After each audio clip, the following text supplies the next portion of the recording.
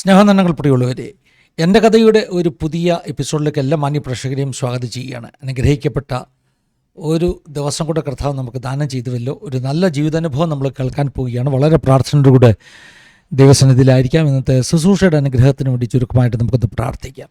പരിശുദ്ധ പിതാവെ, അനുഗ്രഹീതമാകുന്ന നല്ല ഈ സമയത്തിനായി സ്തോത്രം ചെയ്യുന്ന കർത്താവ്, പിന്നെ ഒരു പ്രാവശ്യം കൂടെ ഞങ്ങൾക്കൊന്നിച്ച് ഒരു നല്ല കർത്താവെ ജീവിതാനുഭവം കേൾക്കുവാൻ തൊക്കണം. കർത്താവ് തൊട്ടതിൻ്റെ, കർത്താവ് സ്പർശിച്ചതിൻ്റെ വലിയ സാക്ഷ്യം കേൾക്കുവാൻ തൊക്കണം ഞങ്ങൾക്ക് നൽകുന്ന സാവകാശത്തിനായ സ്തോത്രം. ഞങ്ങളുടെ നടുവിലേക്ക് അയച്ചിരിക്കുന്ന അവിടുത്തെ പ്രിയദാസനായി ഞങ്ങൾ അങ്ങേ സ്തുതിക്കുന്നു.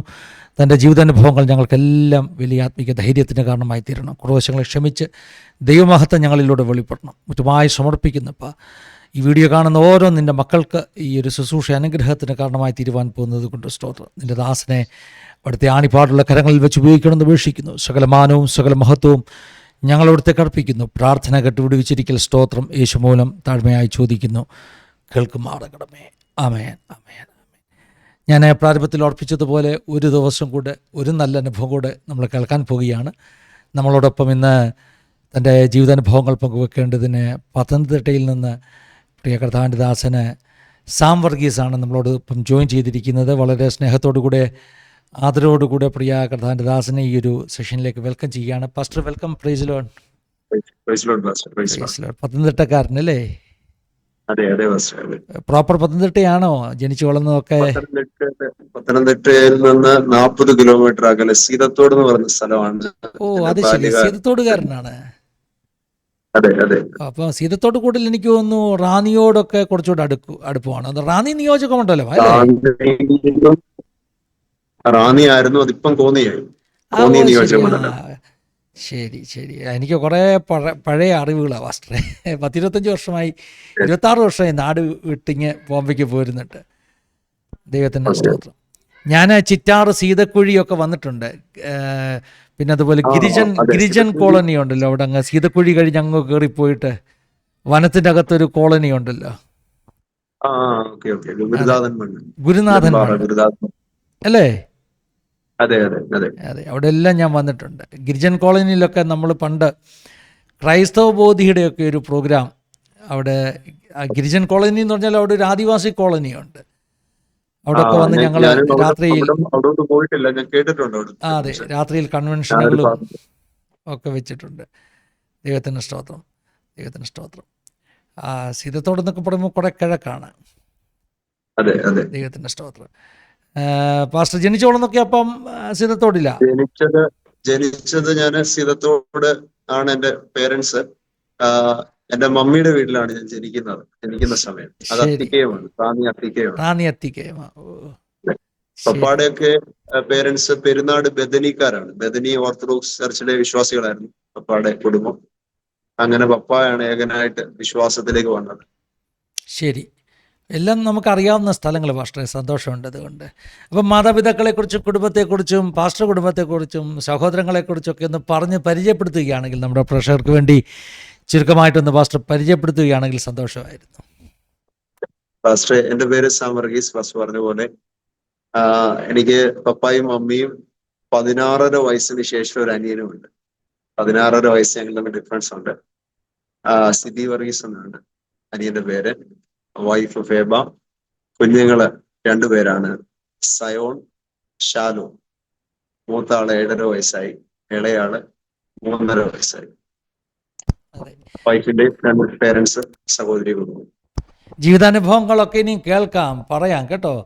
ഒത്തിരി നല്ല ജീവിതാനുഭവങ്ങളുണ്ട്. ഞാൻ അല്പമൊന്ന് പാസ്റ്ററിൽ നിന്ന് കേട്ടായിരുന്നു, എന്നാലും വിശദമായിട്ട് അനുഭവങ്ങളൊക്കെ കേൾക്കുന്നത് സന്തോഷമാണ്. പാസ്റ്റർക്ക് സമയമെടുത്ത് പറയാം. അത്യാവശ്യം ഉണ്ടെങ്കിൽ ഇടയ്ക്ക് ഞാൻ ചോദ്യങ്ങൾ ചോദിക്കാം. പാസ്റ്റർക്ക് കണ്ടിന്യൂ ചെയ്യും. ശരി ശരി. ഒത്തിരി വളരെ സന്തോഷത്തോടെയാണ് പിന്നെ പാസ്റ്ററോട് ചേർന്ന ആസാദി ചാനലിലൂടെ ഞങ്ങളെ കാണുന്ന പ്രിയപ്പെട്ടവരോട് കർത്താവായ യേശു ക്രിസ്തു എന്റെ ലൈഫിന്റെ അകത്ത് ചെയ്ത അനുഭവങ്ങളെ പങ്കുവയ്ക്കാൻ ദൈവം തന്ന ഈ സമയം വളരെ വിലപ്പെട്ടതായി ഞാൻ കാണുന്നു. കർത്താവിന് നന്ദി പറയുന്നു. അവസരം ഒരുക്കിയ കർത്താവിന്റെ ദാസൻ ഫിലിപ്പ് പാസ്റ്ററോടും ആസാദി ചാനലിലെ പ്രേക്ഷകരോടും ഈ പ്ലാറ്റ്ഫോമിൽ എല്ലാവരോടും നന്ദിയും സ്നേഹവും കടപ്പാടും അറിയിക്കുകയാണ്. ക്രിസ്തുവിൽ വന്ദനം അറിയിക്കുന്നു. വേഗത്തിൽ തന്നെ എന്റെ അനുഭവങ്ങൾ ഞാൻ നിങ്ങളോടൊന്ന് പങ്കുവയ്ക്കാൻ ആഗ്രഹിക്കുകയാണ്. ബൈബിൾ പറയുന്ന ഒരു സാക്ഷി മറ്റൊരു സാക്ഷി ഉളവാക്കും. പലയിടത്തും കഴിഞ്ഞ നാളുകളിൽ ദൈവം അത് കാണാൻ അവസരങ്ങൾ തന്നിട്ടുണ്ട്. എന്റെ പപ്പ, ഞാൻ നേരത്തെ ഓർപ്പിച്ചതുപോലെ, ഓർത്തഡോക്സ് ബാക്ക്ഗ്രൗണ്ടിൽ നിന്ന് വിശ്വാസത്തിലേക്ക് വന്നു. ദൈവവചനം പഠിക്കാനായിട്ട് സെമിനാരിയിൽ പോയി. എന്നാൽ അദ്ദേഹം അപ്പൊ അങ്ങനെ ദൈവവചനം എന്തെങ്കിലും പ്രത്യേക പഠിച്ചുകൊണ്ടിരിക്കും. അനുഭവത്തിലൂടെയാണോ പാസ്റ്റർ വന്നത്? പപ്പ ഇല്ല, സുവിശേഷം കേട്ടു. പപ്പ കർത്താവിന് വേണ്ടി ജീവിതം കൊടുത്തു. ഒറ്റയ്ക്ക് വിശ്വാസത്തിൽ ഇറങ്ങി. പപ്പ ഇറങ്ങി കാര്യം. അങ്ങനെ പപ്പ വിശ്വാസത്തിലേക്ക് വന്നു. സെമിനാരിയിൽ പോയി വചനം പഠിക്കാൻ തുടങ്ങി. ഒരു 20 പേരടങ്ങുന്ന ഒരു ബാച്ചാണ് പപ്പ പഠിക്കുന്നത്. അപ്പോ പഠിക്കുന്ന സമയത്ത് മമ്മി എന്നെ പ്രഗ്നൻസിയിലിരിക്കുക. മമ്മിയുടെ വീട്ടില് ഡെലിവറി സമയത്ത് എന്റെ മമ്മിയുടെ വീട്ടിലാണ് എന്നെ പ്രസവിക്കുന്നത്. മമ്മി എന്നെ പ്രസവിച്ച ഉടനെ പെട്ടെന്ന് ഒരു പൈശാചിക ശക്തി മമ്മിയുടെ മേല് വെളിപ്പെട്ടിട്ട് പെട്ടെന്ന് എന്നെ കൊല്ലാൻ വേണ്ടി തുടങ്ങി. മമ്മിയുടെ ഒരു സഹോദരി വീട്ടിലുണ്ട്, മമ്മിയുടെ അമ്മ വീട്ടിലില്ല. അപ്പോ പെട്ടെന്ന് അനിയത്തി ഓടിപ്പോയി അമ്മയെ വിളിച്ചുകൊണ്ട് വന്നു. പാസ്റ്റേഴ്സും അടുത്തുള്ളവരൊക്കെ ഒരുമിച്ച് കൂടി പെട്ടെന്ന് മമ്മിയെ ഹോസ്പിറ്റലിലോട്ട് കൊണ്ടുപോയി. എന്നെ കൈക്കുഞ്ഞുമായിട്ട് മമ്മിയുടെ അമ്മച്ചി, ഇപ്പൊ അമ്മച്ചി ഒരു 90 വയസ്സുണ്ട്, ആരോഗ്യത്തോടെ ആയിരിക്കുന്നു, ഒത്തിരി പ്രാർത്ഥിക്കുന്ന ഒരു അമ്മച്ചിയാണ്. അമ്മച്ചി കൈക്കുഞ്ഞുമായിട്ട് എന്നെയും കൊണ്ട് ഹോസ്പിറ്റൽ വരാന്തയിൽ പോയി ഇരിക്കുക. ഒരു 10ഓളം ദിവസങ്ങൾ മമ്മിയെ ഹോസ്പിറ്റലിൽ അഡ്മിറ്റ് ചെയ്തു. അങ്ങനെ ട്രീറ്റ്മെന്റ് ഒക്കെ പോകുന്നു. പാസ്റ്റേഴ്സ് എന്ന് പറഞ്ഞു, ഇത് ട്രീറ്റ്മെന്റ് കൊണ്ട് മാറത്തില്ല, നിങ്ങൾ പ്രാർത്ഥിച്ചേ മാറും, അതുകൊണ്ട് ഡിസ്ചാർജ് ചെയ്ത് മോളെ വീട്ടിൽ കൊണ്ടുവരാൻ പറഞ്ഞു. അങ്ങനെ മമ്മിയെ വീട്ടിൽ കൊണ്ടുവരികയും പ്രാർത്ഥിക്കുകയും ആ ഒരു സാഹചര്യത്തിൽ നിന്നൊക്കെ ഒരു വലിയ വിടുതൽ ദൈവം അയക്കുകയും ചെയ്തു. എന്നാൽ മമ്മിയെ കൊണ്ട് അഡ്മിറ്റ് ആയിരിക്കുന്ന ആ ദിവസങ്ങളിൽ അമ്മച്ചി എന്നെ കയ്യിലെടുത്ത് വെച്ച് മുലപ്പാല് തരാൻ അന്നത്തെ സാഹചര്യത്തിൽ കഴിയാത്തത് കൊണ്ട് മുന്തിരിങ്ങ അതിന്റെ തൊലി കളഞ്ഞിട്ട് നാവിൽ വെച്ച് തരും. അതിന്റെ നീര് എങ്കിലും അകത്ത് കിട്ടി കുഞ്ഞ് ജീവനോടെ നിന്നാൽ എന്തുകൊണ്ട്, കുഞ്ഞ് നഷ്ടപ്പെട്ടു പോകരുത് എന്നതുകൊണ്ട് അമ്മച്ചി ഇങ്ങനെ വെച്ച് തരുമ്പോ ഈ മുന്തിരിങ്ങയുടെ അരി എന്റെ തൊണ്ടയ്ക്ക് പോയിട്ട് ഇത് അകത്തോട്ടും പോകുന്നില്ല, പുറത്തോട്ടും വരുന്നില്ല. ശ്വാസം മുട്ടുകയാണ്. 3 ദിവസം പ്രായമേ ഉള്ളൂ. അപ്പൊ അമ്മച്ചി കയ്യിലെടുത്ത് വെച്ചിട്ട് ഇങ്ങനെ പറഞ്ഞു, ഈ കുഞ്ഞിനെ ജീവനോടെ തന്നാൽ ഇവനെ ദൈവത്തിന്റെ വേലയ്ക്ക് വേണ്ടി കൊടുത്തേക്കാം എന്ന് അമ്മച്ചി പറഞ്ഞു കരഞ്ഞുകൊണ്ട്. പക്ഷേ ദൈവം ആ പ്രാർത്ഥന കേട്ടു. ദൈവത്തിന്റെ വചനത്തിൽ നമ്മൾ കാണുന്നത് പോലെ കണ്ണുനീരോട് നമ്മൾ പ്രാർത്ഥിച്ചാൽ, ദൈവമുഖത്തേക്ക് നോക്കിയാൽ ദൈവം കൈവിടത്തില്ലെന്ന് ഉള്ളതിന് ഉത്തമ തെളിവാണ് ഈ 34 വർഷങ്ങൾക്ക് ശേഷം ഞാൻ നിങ്ങളുടെ മുമ്പിൽ ഇരുന്ന് സംസാരിക്കുന്നു. ഒത്തിരി അനുഭവങ്ങൾ ഈ 34 വർഷവും ഈ 3 ദിവസത്തിന്റെ ആ പ്രായവും തമ്മിൽ ഒത്തിരി അനുഭവങ്ങൾ എനിക്ക് നിങ്ങളോട് പറയാനുണ്ട്. എല്ലാം പറയാൻ ഈ വേദിയിൽ അവസരമില്ലെന്ന് എനിക്കറിയാം, സമയം തികയത്തില്ലെന്ന് എനിക്കറിയാം. എന്നാൽ ചുരുക്കി ഞാൻ നിങ്ങളോട് പറയാൻ ആഗ്രഹിക്കുകയാണ്. എന്നാൽ അവിടുന്ന് മമ്മിയെ ദൈവം വിടുവിച്ചു, എന്നെ ദൈവം വിടുവിച്ചു. ഞാൻ വളർന്നു വന്നു. എൻ്റെ പഠന കാലഘട്ടങ്ങളിലൊക്കെ ഞാൻ സ്നേഹത്തോടും റാന്നി അത്തിക്കയും ഒക്കെ ആയിട്ടാണ് പഠിച്ചത്. പത്തനംതിട്ട മൈലപ്രായിലും ഒക്കെ ആയിട്ടാണ് പഠിച്ചത്. കൊച്ചുപ്രായം മുതലേ പല ദൈവദാസന്മാരും എന്നോട് പറയുന്ന ഒരു കാര്യമുണ്ട്, നീ ദൈവവേലയ്ക്കുള്ള ആളാണ്. ഒരു കാര്യം ഞാൻ ഓർപ്പിക്കുന്നത്, ആ സമയത്ത് എൻ്റെ പപ്പ സെമിനാരി പഠിച്ചുകൊണ്ടിരിക്കുന്ന ആൾ എൻ്റെ ജന്മസമയത്തുണ്ടായി പ്രതിസന്ധികളൊക്കെ കണ്ടുകൊണ്ട് പപ്പ സെമിനാരിയിൽ നിന്ന് വീട്ടിലേക്ക് വന്നു. വീട്ടിലേക്ക് വരുമ്പോ ലീവ് സെമിനാരി ചോദിക്കുമ്പോൾ സെമിനാരിയിലെ അധ്യാപകൻ എന്ന് പറഞ്ഞൊരു വാക്ക് പപ്പ പലപ്പോഴും പറയാറുണ്ട്, മോനെ 19 പേരും ഈ ബാച്ചിൽ നിന്ന് പോയാലും നീ പോകല്ലേ, നിന്നെ കുറിച്ചുള്ള ദൈവത്തിന്റെ പദ്ധതി വലുതാണ് എന്ന് പപ്പായോട് പറയും. അപ്പോ ആ വാക്ക് കേട്ടിട്ട് പപ്പ സെമിനാരിയിൽ നിന്ന് അന്നത്തെ കാലത്ത് നടന്ന് പപ്പ വീട്ടിൽ വന്ന അനുഭവങ്ങളൊക്കെ പറയാറുണ്ട്. അങ്ങനെ വന്നെങ്കിലും പപ്പ തിരിച്ചു പോയില്ല, തിരിച്ച് സെമിനാരിയിലോട്ട് പോയില്ല. പപ്പ വീണ്ടും വിശ്വാസത്തിലൊക്കെ ഉണ്ടെങ്കിൽ തന്നെ വിശ്വാസത്തിൽ അടിയുറച്ചിറങ്ങാനോ അങ്ങനെ ജീവിക്കാനോ ഒന്നും കഴിയാതെ ഒരു പിന്മാറ്റത്തിന്റെ അനുഭവത്തിൽ പോയ ഒത്തിരി അനുഭവങ്ങൾ പപ്പയുടെ ജീവിതത്തിലുണ്ട്. എന്നാൽ 21-ാമത്തെ വയസ്സ്, എൻ്റെ 21-ാമത്തെ വയസ്സ് ആയപ്പോഴത്തേക്ക് ഒത്തിരി പ്രതിസന്ധികൾ, രോഗങ്ങൾ, ഡെങ്കിപ്പനി വന്ന് പപ്പ കോട്ടയം മെഡിക്കൽ കോളേജിൽ അഡ്മിറ്റായി. അവിടുന്ന് തള്ളി വീട്ടിൽ കൊണ്ടുവന്നു. മരണകരമായ സാഹചര്യം. ദൈവമക്കൾ പ്രാർത്ഥിച്ചു, ദൈവജനം ഉപവസിച്ചു, പപ്പയ്ക്ക് വിടുതലുണ്ടായി. വീണ്ടും ഒരു ആക്സിഡന്റ് ഉണ്ടായി, വലിയൊരു ആക്സിഡന്റ്. ബോധമൊക്കെ പോയി, ഹോസ്പിറ്റലിൽ കൊണ്ടുപോയി. അവിടുന്ന് പപ്പ പ്രയറിലൂടെ റിക്കവറായി വന്നു. കുറെ പ്രശ്നങ്ങൾ ഇങ്ങനെ അടിക്കടി വന്ന് പപ്പ ജോലി ചെയ്യാൻ കഴിയാതെയായി. അതിനുശേഷം മമ്മി ജോലി ചെയ്തുകൊണ്ടാണ് ഞങ്ങളെ പഠിപ്പിക്കുന്നത്. പശു ഉണ്ട്, ആട്, ഫാം പോലെ പശുവും ആടും കുറച്ച് വെട്ടാനുള്ള റബ്ബറും ഒക്കെ ഉണ്ട് സ്ഥലത്ത്. അപ്പൊ ഇതൊക്കെ മമ്മി കൈകാര്യം ചെയ്ത് എന്നെ പഠിപ്പിക്കുന്നു. അന്ന് എൻ്റെ അനിയൻ കൊച്ചാണ്, ഒരു 2 വയസ്സേ ഉള്ളൂ. അപ്പോ എൻ്റെ +1 +2 സമയത്തെ കാര്യം പറയുന്നത്. അങ്ങനെ മമ്മി എന്നെ ഒത്തിരി ബുദ്ധിമുട്ടി പഠിപ്പിച്ചു. അങ്ങനെ മമ്മി എന്നോട് പറഞ്ഞു, മോനെ നീ ഒരു ITA വല്ലതും പോയി പഠിക്ക്, ഒരു തൊഴില് അഭ്യസിച്ചു കഴിഞ്ഞാൽ നമ്മുടെ കുടുംബത്തിന്റെ സാഹചര്യമൊക്കെ നിനക്ക് അറിയാമല്ലോ, നീ പോയി പഠിക്ക് എന്ന് പറഞ്ഞു. അപ്പൊ അന്ന് ചെയ്തുകൊണ്ടിരുന്ന ഒരു ചെറിയ ജോലി, ഒരു ബാങ്കിൽ ജോലി ചെയ്യുന്നുണ്ടായിരുന്നു അന്ന്. ആ ജോലിയൊക്കെ ഉപേക്ഷിച്ച് +2 ശേഷം ആ ജോലിയൊക്കെ ചെയ്തുകൊണ്ടിരുന്നത് ഉപേക്ഷിച്ച് പെട്ടെന്ന് ITA വന്നു. ITA പഠിക്കാൻ തുടങ്ങി. ഫീസ് കൊടുക്കാൻ മമ്മിയെ കൊണ്ട് കഴിയുന്നില്ല. അങ്ങനെ പാർട്ട് ടൈമായി ജോലി ചെയ്തുകൊണ്ട് പഠിക്കാമെന്ന ആഗ്രഹത്തിൽ ഞാന് പത്തനംതിട്ടയില് പെട്രോൾ പമ്പുകളിൽ പെട്രോൾ അടിച്ചു കൊടുക്കാൻ വേണ്ടി വൈകിട്ട് 6 മുതൽ രാത്രി ഒരു 12-1 മണി വരെ പെട്രോൾ അടിച്ചു കൊടുക്കും. രാവിലെ ഒരു 4 മണിക്ക് വീണ്ടും പമ്പിൽ വന്ന് 4 തൊട്ട് 8 വരെ പെട്രോൾ പമ്പിൽ പെട്രോൾ അടിച്ചു കൊടുക്കും. അവിടുന്ന് വീണ്ടും ITA പോകും. ഇങ്ങനെ ഒരു കുറെ മാസങ്ങൾ പോയി. അപ്പൊ എന്റെ കൂട്ടുകാർ പറഞ്ഞു, മോനെ എടാ നീ ഒരു സെക്യൂരിറ്റി ഓഫീസർ രജിസ്റ്റർ ചെയ്യുക, അങ്ങനെയാണെങ്കിൽ നിനക്ക് അവിടെ നിന്ന് പഠിക്കുകയും ചെയ്യാം, ATM-ലൊക്കെ നിനക്ക് സെക്യൂരിറ്റി ആയിട്ട് കിട്ടിയാൽ അവിടെ നിന്ന് പഠിക്കാം എന്നൊക്കെ പറഞ്ഞപ്പോ ഒരു സെക്യൂരിറ്റി ഓഫീസർ രജിസ്റ്റർ ചെയ്യും. സെക്യൂരിറ്റി ഓഫീസിൽ രജിസ്റ്റർ ചെയ്യുമ്പോൾ സെക്യൂരിറ്റി ഓഫീസർ, അത് കൺട്രോൾ ചെയ്യുന്ന സാറ്, എന്റെ അനുഭവങ്ങളൊക്കെ കേട്ടുകൊണ്ട് പഠിച്ചുകൊണ്ട് ജോലി ചെയ്യാന്ന് കേട്ടുകൊണ്ട് അദ്ദേഹം പലയിടത്തും ജോലി തന്നു. അങ്ങനെ ഇരിക്കെ ഒരു ചാൻസ് വന്നപ്പോൾ മുനിസിപ്പാലിറ്റിയിൽ ഒരു സെക്യൂരിറ്റി ആയിരുന്നു. പത്തനംതിട്ട ജില്ലാ സ്റ്റേഡിയത്തിൽ ഒരു പുതിയതായിട്ടൊരു സെക്യൂരിറ്റി ഇടുക. അപ്പോ എന്റെ ഓഫീസർ മുനിസിപ്പാലിറ്റി ചെയർമാനോട് സംസാരിച്ചു, പഠിച്ചുകൊണ്ട് ജോലി ചെയ്തൊരു പയ്യൻ ഞങ്ങളുടെ കൂടെ ഉണ്ട്, ആ പയ്യനൊരു ജോലി കൊടുക്കാമെങ്കിൽ അവനൊരു ഉപകാരമായിരിക്കും എന്ന് പറഞ്ഞ് എന്നെ അദ്ദേഹത്തിന് പരിചയപ്പെടുത്തി. അങ്ങനെ അദ്ദേഹം എനിക്ക് പത്തനംതിട്ട ജില്ലാ സ്റ്റേഡിയത്തിൽ സെക്യൂരിറ്റി ആയിട്ട് പുതിയതായിട്ട് മുനിസിപ്പാലിറ്റി അന്ന് 2011 ഒരു ജോലിക്കാരനെ ഇടുക. അപ്പൊ എന്താണ് എന്റെ ജോലി എന്ന് ചോദിച്ചാൽ, രാത്രി 6 മണിയാവുമ്പോൾ പത്തനംതിട്ട സ്റ്റേഡിയത്തിൽ വരണം, രാത്രി മുഴുവൻ ആ സ്റ്റേഡിയത്തിൽ ഇരിക്കണം, രാവിലെ 6 മണിയാവുമ്പോൾ എനിക്ക് ഫ്രീ ആകാം, അത് കഴിഞ്ഞ് ഫ്രഷായി ക്ലാസ്സിന് പോകാം. അപ്പോ ഞാൻ പെട്ടെന്ന് ഓക്കെ പറഞ്ഞു. അന്ന് എനിക്ക് എന്റെ അറിവ് ശരിയാണ്, ഒരു 3500 രൂപ ശമ്പളത്തിലാണ് അന്ന് ജോലിക്ക് കയറുന്നത്. അങ്ങനെ ആ സ്റ്റേഡിയത്തിൽ വന്നു, ജോലി ചെയ്യാൻ തുടങ്ങി. ആ ദിവസങ്ങൾ, അതിനു മുൻപേ ഉള്ള ദിവസങ്ങൾ, ആ സ്റ്റേഡിയത്തിൽ വൈകിട്ടായ ലൈറ്റ് ഇല്ല, വെട്ടമില്ല, മദ്യപിക്കുന്ന ആളുകൾ, അനാശാസ്യ പ്രവർത്തനങ്ങൾ ചെയ്യുന്ന പല പ്രിയപ്പെട്ടവരും അതിനകത്ത് വന്ന് തെറ്റായ കാര്യങ്ങൾ ചെയ്യുന്നു. ഇതിനൊരു കൺട്രോളിന് വേണ്ടിയാണ് സെക്യൂരിറ്റി ഇട്ടിരിക്കുന്നത്. എന്റെ ഡ്യൂട്ടി പോലീസുകാരെ വിളിക്കുക, ആരെങ്കിലും അസമയം കഴിഞ്ഞ് സ്റ്റേഡിയത്തിൽ ഇറങ്ങിയ പോലീസുകാരെ വിളിക്കുക, അല്ലെ മുനിസിപ്പാലിറ്റി അറിയിക്കുക, അവർ വരും, നടപടികൾ സ്വീകരിക്കും. ഒത്തിരി ആളുകളെ ഞാൻ ഫോൺ വിളിച്ച് പോലീസുകാർ വന്ന് അവരുടെ ജീപ്പെ കയറ്റി കൊണ്ടുപോവുകയും എന്റെ കയ്യിലും ഒരു ലാത്തിയൊക്കെ തന്നിട്ടുണ്ട്. ആ ലാത്തിയൊക്കെ, എന്റെ കയ്യിൽ നിന്ന് ലാത്തിയൊക്കെ മേടിച്ച് പോലീസുകാർ അവരെ അടിക്കുകയും ഒക്കെ ചെയ്യുന്ന അനുഭവങ്ങളൊക്കെ ഉണ്ടായിട്ടുണ്ട്. എനിവേ, അങ്ങനെ ഞാനിങ്ങനെ പൊക്കോണ്ടിരിക്കുക.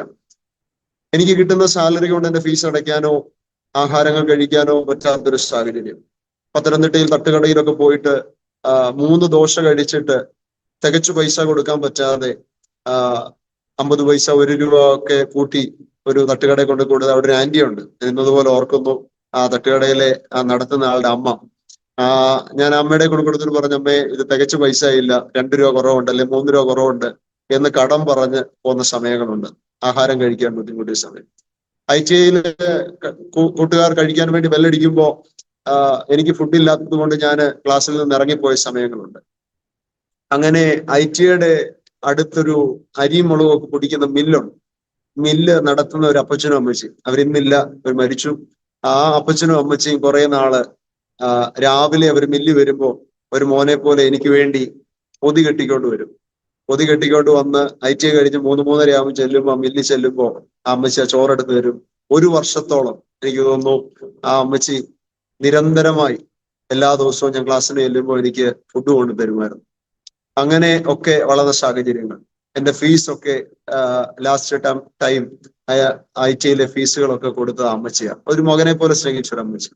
അങ്ങനെയൊക്കെ ഞാൻ പഠിച്ചു വരുന്ന സമയം, ഞാൻ എന്തിനാണ് ഈ അനുഭവങ്ങളൊക്കെ പലതും പലരെയും ഒന്ന് കണക്ട് ചെയ്ത് പറയുന്നതെന്ന് ചോദിച്ചാൽ, ഇന്ന് പല നന്മകളും അനുഗ്രഹങ്ങളും ഉയർച്ചകളും ഒക്കെ ഞാൻ അനുഭവിക്കുന്നുണ്ട്. പക്ഷെ നമ്മുടെ കഷ്ടകാലത്ത് നമ്മളെ ഓർത്തവരെ, കരുതിയവരെ നമുക്ക് മറക്കാൻ കഴിയത്തില്ല. ഈ ദൈവത്തെ മറക്കുന്നവരെ ഓർത്തുകൊള്ളുകയും ഞാൻ നിങ്ങളെ കീറിക്കളയും, വിടിവിപ്പാൻ ആരും ഉണ്ടാകത്തില്ലെന്ന് ദൈവത്തിന്റെ വചനത്തിൽ ഒരു വാക്യമുണ്ട്. എന്നാൽ ദൈവത്തെ മാത്രമല്ല, ദൈവത്തെ മറക്കരുത് ഒരിക്കലും. പക്ഷേ നമ്മുടെ കഷ്ടങ്ങളിൽ, നമ്മുടെ വേദനകളിൽ, നമ്മുടെ ഇല്ലായ്മകളിൽ നമ്മളെ ചേർത്ത് പിടിച്ചവരെ, നല്ല വാക്ക് പറഞ്ഞവരെ, കരുതിയവരെ, എത്ര പ്രതിസന്ധികളും വേദനകളും പ്രശ്നങ്ങളും നമുക്കുണ്ടായാലും നാം മറക്കാത്തവരാണെങ്കിൽ ഞാൻ വിശ്വസിക്കുന്നു അത് തന്നെ നമ്മുടെ ഉയർച്ചയ്ക്ക് വലിയൊരു മുഖാന്തരമായിരിക്കും.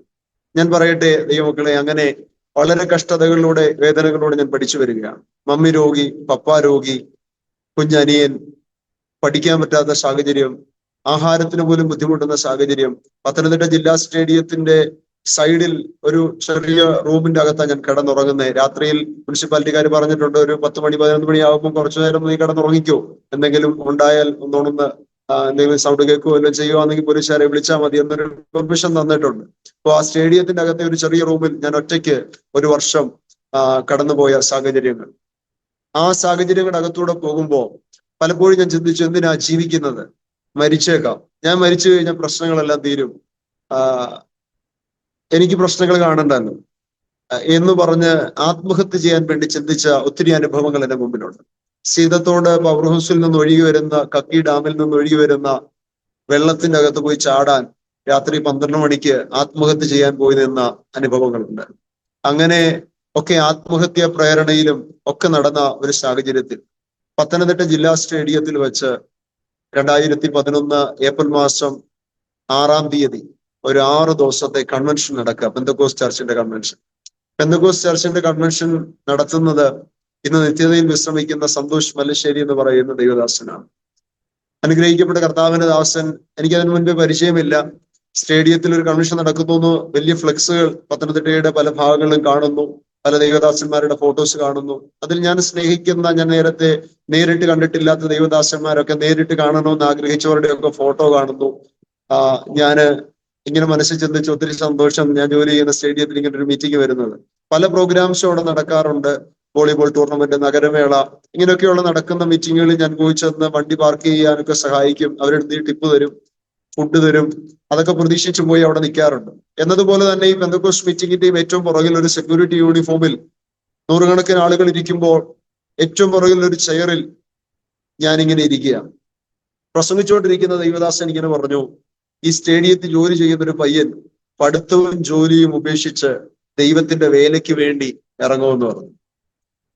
ഇത് കേൾക്കുമ്പോ എന്റെ കാതിൽ, ഞാനിത് കേൾക്കുമ്പോൾ ഞാൻ തിരിച്ചു പറഞ്ഞൊരു വാക്ക് ഇങ്ങനെയാണ്, പാസ്റ്റർ വേറെ പണി നോക്ക്, എന്നെ ഇതിനൊന്നും കിട്ടത്തില്ല. കാരണം പഠിച്ചുകൊണ്ട് ജോലി ചെയ്യുന്ന ഞാനേ ഉള്ളതെന്ന് എനിക്കറിയാം, വേറെ ആരും സ്റ്റേഡിയത്തിൽ ജോലി ചെയ്തുകൊണ്ട് പഠിക്കുന്നില്ല. എന്നോടാണ് ഇത് പറയുന്നതെന്നും എനിക്കറിയാം. കൊച്ചുപ്രായത്തിൽ പപ്പ പെന്തക്കോസിലോടൊക്കെ സ്റ്റെപ്പ് ചെയ്തതും പെന്തക്കോസിലൊക്കെ പോകുന്നത് കൊണ്ടും ഈ ദൈവശബ്ദമല്ലേ പ്രവചനമൊക്കെ കേട്ടാൽ നമ്മളോടാണെന്ന് വ്യക്തമായി നമുക്ക് ബോധ്യമുണ്ടെങ്കിലും പക്ഷെ അതിനെ അംഗീകരിക്കാൻ മനസ്സില്ലാത്ത ഒരു പ്രായമായിരുന്നു എൻ്റെ ആ ഒരു യൗവന പ്രായം. എന്നാൽ അങ്ങനെ ദൈവശബ്ദത്തോട് ഞാനിങ്ങനെ പ്രതികൂലമായി നിന്നുകൊണ്ട് ആരോടും ശബ്ദത്തിൽ പറയുന്നില്ല, പക്ഷെ ഉള്ളിൽ ഞാനിങ്ങനെ പറയുകയാണ്, എന്നെ ഇതിനൊന്നും കിട്ടത്തില്ല, പാസ്റ്റർ വേറെ പണി നോക്ക്. ദൈവമക്കളെ കേൾക്കണമോ? 2-ാമത്തെ ദിവസം വേറൊരു ദൈവദാസൻ പ്രസംഗിക്കുകയാണ്. അദ്ദേഹം പ്രസംഗത്തിന്റെ ഇടയ്ക്ക് ഒരു 15 മിനിറ്റോളം 21 വർഷം ഞങ്ങൾ കടന്നുപോയ സാഹചര്യങ്ങൾ, ഞങ്ങളുടെ വീട്ടിൽ വന്ന രോഗങ്ങൾ, പ്രശ്നങ്ങൾ, കൺവെൻഷൻ വേദിയിൽ 1.25 മണിക്കൂർ പ്രസംഗിക്കുന്ന വേദിയിൽ ഒരു 15 മിനിറ്റ് എൻ്റെ കുടുംബത്തെ തന്നെ ചൂണ്ടി അദ്ദേഹം സംസാരിച്ചു. അദ്ദേഹം സംസാരിക്കുന്നത് എന്നോടാണെന്നോ അല്ലെങ്കിൽ ഞാനാ പാസ്റ്റർ എന്ന് പറഞ്ഞ് ഞാൻ അദ്ദേഹത്തിന് മുമ്പിൽ പോയി അദ്ദേഹത്തെ പരിചയപ്പെടുത്താനോ ഒന്നും നിന്നില്ല. പക്ഷെ കേൾക്കുമ്പോ ഞാൻ പുറകെ ഇരുന്ന് ഇങ്ങനെ ചിന്തിക്കുക. ഞാൻ പലപ്പോഴും ചിന്തിച്ചിട്ടുണ്ട്, മമ്മി രോഗി, പപ്പ രോഗി, ഇത്രയും പ്രശ്നം, ദൈവത്തിന് എന്നെ അറിയത്തില്ലേ? ദൈവത്തിന് അറിയാമെങ്കിൽ എന്തുകൊണ്ട് ഈ പ്രതിസന്ധി? ദൈവത്തിന് അറിയാമെങ്കിൽ എന്തുകൊണ്ട് ഈ പ്രശ്നം മാറുന്നില്ല? പ്രാർത്ഥിച്ചിട്ടും ബൈബിള് വായിച്ചിട്ടും ചെറിയ പ്രായത്തിലെ സൺഡേ സ്കൂൾ പഠിച്ചു വളർന്നിട്ടും ഈ പ്രതിസന്ധികൾ എന്നെ മാറാത്തെ, പ്രശ്നങ്ങൾ എന്നെ മാറാത്തെ, ദൈവത്തിന് എന്നെ വേണ്ടേ? ദൈവത്തിന് എന്നെ അറിയത്തില്ലേ എന്നൊത്തിരി ചോദ്യങ്ങൾ ഞാൻ അതിനു മുൻപേ ചോദിച്ചിട്ടുണ്ട്. എന്നാൽ അന്ന് രാത്രി എനിക്ക് മനസ്സിലായ ഒരു കാര്യം, ദൈവത്തിന് എന്നെ അറിയാം, ദൈവത്തിന് എൻ്റെ അവസ്ഥകളെ അറിയാം എന്ന് ആ ദൈവദാസൻ പറഞ്ഞ പ്രവചന ശബ്ദത്തിലൂടെ ഒരു ബോധ്യതയുണ്ടായി. ഞാൻ എൻ്റെ വീട്ടിൽ മമ്മിയെ വിളിച്ചിട്ട് പറഞ്ഞു, മമ്മി ഇതുപോലെ ഇങ്ങനെ ഒരു കൺവെൻഷൻ നടക്കുന്നു, 2 ദിവസമായി 2 ദൈവദാസന്മാർ ഇങ്ങനെ പ്രവചനങ്ങൾ എന്നോട് സംസാരിക്കുന്നു. ഞാൻ അദ്ദേഹത്തിന് പിടിയൊന്നും കൊടുത്തിട്ടില്ല. പക്ഷെ ഈ മീറ്റിംഗ് നടത്തുന്ന ഒരു പാസ്റ്റർ അദ്ദേഹത്തിന്റെ അരയ്ക്ക് താഴോട്ട് തളർന്നുപോയി, 2 കിഡ്നിയും നഷ്ടപ്പെട്ട് യേശു സൗഖ്യമാക്കിയ ആളാണ് സന്തോഷ് മല്ലശ്ശേരി എന്ന് പറയുന്ന പാസ്റ്റർ. അദ്ദേഹത്തിന്റെ അനുഭവങ്ങളൊക്കെ മീറ്റിംഗിന്റെ ഇടയ്ക്ക് മമ്മി പറയുന്നുണ്ട്. മമ്മിയും പപ്പായും കൂടി മീറ്റിംഗിനൊന്ന് വാ, പ്രാർത്ഥിക്കാം, ദൈവം മമ്മിയും വിടുവിച്ചാലോ എന്ന് പറഞ്ഞ് ഞാൻ മമ്മിയും പപ്പായും കൂടെ വിളിക്കാം. ഞാൻ പപ്പായോട് പറഞ്ഞു, പപ്പ മൈലപ്ര ആകും എന്നോട് പറയണം എന്ന് പറഞ്ഞു. മറ്റൊന്നുമല്ല, എന്റെ സെക്യൂരിറ്റി യൂണിഫോം ഒക്കെ ഊരി, അവര് വരുമ്പോ സെക്യൂരിറ്റി ആണെന്ന് അറിയിച്ചിട്ടില്ല ഞാൻ വീട്ടിൽ. അപ്പോ അതൊക്കെ ഊരി അല്ലാതെ നിൽക്കാൻ വേണ്ടിയാ ഞാൻ അങ്ങനെ പറയുന്നത്. പക്ഷെ പപ്പായ്ക്ക് സ്റ്റേഡിയം അറിയാവുന്നത് കൊണ്ട് പപ്പ നേരെ വന്നു, സ്റ്റേഡിയത്തിൽ വന്നിറങ്ങി. പപ്പായും മമ്മിയും മാത്രമല്ല, അവര് വന്ന കൂട്ടത്തിൽ വീടിനടുത്ത് കുറച്ച് നെയ്ബേഴ്സിനെ കൂടെ വിളിച്ചോണ്ടാ വന്നേ. അപ്പൊ ഒരു 10 പേരോളം ഒരു സുമോയെ വന്ന് സ്റ്റേഡിയത്തിൽ ഇറങ്ങി. ഇവരെ നേരിൽ ഈ സെക്യൂരിറ്റി യൂണിഫോമിൽ കണ്ടപ്പോൾ ഞാൻ ആകെ വിഷമിച്ചു. കാരണം നാട്ടുകാരെല്ലാം കൂടെ സെക്യൂരിറ്റി യൂണിഫോമിൽ നമ്മളെ കണ്ട് നമ്മൾ ജോലി ചെയ്യുന്ന സാഹചര്യമൊക്കെ അറിഞ്ഞു കഴിഞ്ഞാൽ അത് ഒരു ഒത്തിരി പെയിനായി, വേദനയായി. ഇവര് മീറ്റിങ്ങിനൊക്കെ കയറിയിരുന്നു, എന്നെ കണ്ട് കൈയൊക്കെ തന്ന് കയറിയിരുന്നു. പക്ഷേ എനിക്ക് വേദന സഹിക്കാൻ പറ്റാതെ ഞാൻ ഏറ്റവും പുറകിൽ ഒരു കസാറയിൽ ഇരുന്ന് ഇങ്ങനെ കരയുക. മീറ്റിങ്ങിന്റെ 4ാമത്തെ ദിവസിയാ മമ്മിയും പപ്പായും ഈ ആളുകളും വരുന്നത്. എന്നാൽ ആ 4ാമത്തെ ദിവസം ഞാൻ പുറകിലിരുന്ന് കരഞ്ഞുകൊണ്ടിരിക്കും. അത് പ്രസംഗിക്കുന്നത് കൊട്ടാരക്കരയിലുള്ള ടിനു ജോർജ് എന്ന് പറയുന്ന പാസ്റ്ററാണ്. അദ്ദേഹത്തെ ഞാൻ ആദ്യമായിട്ട് കാണുക. അദ്ദേഹം പ്രസംഗത്തിന്റെ ഇടയ്ക്ക് ഇങ്ങനെ പറഞ്ഞു, 13 വയസ്സിനും 30 വയസ്സിനും മധ്യ പ്രായമുള്ളവർ സ്റ്റേജിലോട്ട് വന്നാൽ അവർക്ക് വേണ്ടി പ്രാർത്ഥിക്കാൻ ദൈവം ഒരു നിയോഗം തരുന്നുണ്ട്. സ്റ്റേജിലോട്ട് വന്നാൽ പ്രാർത്ഥിക്കാമെന്ന് പറഞ്ഞു. എന്റെ കാതിൽ ആരോ പറയുന്നു നീ സ്റ്റേജിലോട്ട് പോകാൻ. ഞാൻ ചുറ്റും നോക്കുമ്പോ എന്റെ ചുറ്റിനും ആരുമില്ല. പക്ഷെ ഒരു ശബ്ദം എന്റെ കാതിൽ മുഴങ്ങുന്നു, നീ സ്റ്റേജിലോട്ട് പോകാൻ. ഞാൻ തിരിച്ചു പറഞ്ഞില്ല, ഞാൻ മുനിസിപ്പാലിറ്റിയുടെ സെക്യൂരിറ്റിയാണ്. എന്റെ ITI കോഴ്സ് തീരാൻ 1 മാസം കൂടെ ഉണ്ട്. എനിക്കൊരു ജോലി എവിടെയെങ്കിലും കിട്ടുന്നത് വരെ എനിക്കിവിടെ ജോലി ചെയ്തേ പറ്റൂ. ഞാൻ ഈ മീറ്റിങ്ങിനൊക്കെ സ്റ്റേജിൽ പോയി കയറി മുനിസിപ്പാലിറ്റിക്കാർ കണ്ടു കഴിഞ്ഞാൽ എന്റെ ജോലി പോകും. അതുകൊണ്ട് ഞാൻ പോകത്തില്ല എന്നീ ഈ ശബ്ദത്തോട് പറയുക. ദൈവശബ്ദമാണെന്ന് പിന്നെ മനസ്സിലാകുന്നേ. ഈ ശബ്ദത്തോട് തിരിച്ചു പറയുക. വീണ്ടും വീണ്ടും ആവർത്തിച്ച് കേൾക്കുന്നു, നീ സ്റ്റേജിലോട്ട് പോകാൻ. ഈ ഒരു ശബ്ദം കാതി മുഴങ്ങുന്നു, പ്രഷർ ചെയ്യുന്നു. ആ ശബ്ദത്തിന്റെ പ്രഷർ കൊണ്ട് ഞാൻ ലാത്തിയും ക്യാപ്പും ഊരി വെച്ചു. യൂണിഫോമിൽ തന്നെ 100 കണക്കിന് ആളുകൾ ഇരിക്കുന്ന ഇടത്ത് സ്റ്റേജിൽ ഇൻസ്ട്രുമെന്റും ദൈവദാസന്മാരും വർഷിപ്പ് ടീമും ഒക്കെ നിൽക്കുന്നു. ടിനി പാസ്റ്റർ പ്രസംഗിച്ചുകൊണ്ട് നിൽക്കുന്നു. കുറെ യൗവനക്കാർ പാസ്റ്റർ ഓട്ടർകോൾ കൊടുത്തപ്പം ആ സദസ്സ് എഴുന്നേറ്റ് നിൽപ്പുണ്ട്. പക്ഷെ ഞാനിങ്ങനെ ഓടി സ്റ്റേജിന്റെ സൈഡിലോട്ട് ചെല്ലുമ്പോ എല്ലാവരും ചിന്തിച്ചു പുറകിൽ എന്തോ പ്രശ്നമുണ്ട്, സെക്യൂരിറ്റി ഇത് പറയാൻ വേണ്ടി വന്നതായിരിക്കും എന്നുകൊണ്ട് എല്ലാവരും സ്റ്റക്കായി നിൽക്കുന്നു. ഞാൻ സ്റ്റേജിൽ ഒരു സൈഡിൽ കൂടെ ചെന്ന് കയറുന്നു. ടിനി പാസ്റ്റർ എന്നെ ഫേസ് ചെയ്ത് മുൻപോട്ട് നടന്നു വരുന്നു. ഒരു 3 മീറ്റർ അകലെ വരുമ്പോ ഇലക്ട്രിക് ഷോക്ക് അടിക്കുന്നത് പോലെ എന്റെ ശരീരത്തിൽ ഫസ്റ്റ് എക്സ്പീരിയൻസ് എന്തോ ഒന്ന് എന്റെ ശരീരത്തിൽ സംഭവിക്കുന്നു. ഞാൻ തെറിച്ച് ആരും എന്നെ ഉന്തുകയോ തള്ളുകയോ പ്രാർത്ഥിക്കുകയോ ഒന്നും ചെയ്തിട്ടില്ല. ടിനി പാസ്റ്റർ പോലും എന്റെ കൈവെക്കുകയോ പ്രാർത്ഥിക്കുകയോ ചെയ്തിട്ടില്ല. അദ്ദേഹം എന്റെ അടുത്തോട്ട് നടന്നു വന്നു. അതെനിക്ക് ഇന്നും ഓർമ്മയുണ്ട്. പക്ഷെ ഞാൻ തെറിച്ചവിടെ വീഴുന്നു. എനിക്ക് ബോധം ഉണ്ടോ എന്ന് ചോദിച്ചാൽ ബോധമുണ്ട്, ഇല്ലയോ എന്ന് ചോദിച്ചാൽ ഇല്ല. ആ ഒരു അവസ്ഥയിൽ ഞാൻ ആ സ്റ്റേജിൽ കിടക്കുന്നു. അത് കഴിഞ്ഞപ്പോൾ കുറെ യൗവനക്കാർ എനിക്ക് പുറകാലെ കയറി വന്നു. പിന്നെ എനിക്ക് വീഡിയോക്കകത്തൂടെ കാണാൻ പറ്റി. പക്ഷെ ഞാൻ ആ പുറകിൽ അവിടെ കിടക്കുന്നു. പാസ്റ്റർ കയറി വന്നവരിലേക്ക് പ്രാർത്ഥിക്കാൻ വേണ്ടി തിരിച്ചുപോയി. പക്ഷെ ഞാൻ അവിടെ കിടക്കുമ്പോ 15 മിനിറ്റോളം ഞാൻ ആ കിടപ്പിൽ കിടന്നു. ലൈവായിട്ട് TV-യിൽ പിക്ചർ കാണുന്നത് പോലെ, തിയേറ്ററിലൊക്കെ വലിയ സ്ക്രീനിൽ വീഡിയോസ് കാണുന്നത് പോലെ വലിയൊരു സ്ക്രീനിൽ യേശു ക്രൂശിക്കപ്പെട്ടതും യേശുവിന്റെ ശരീരത്തു നിന്ന് ധാരധാരയായി രക്തമൊഴുകുന്നതും യേശു ആണികൾ തറയ്ക്കപ്പെട്ടതും യേശുവിന്റെ തലയിൽ മുൾക്കിരീടം അണിയപ്പെട്ടതും ഈ ഒരു ക്രൂശീകരണത്തിന്റെ പിക്ചർ ഞാൻ കാണുകയാണ്.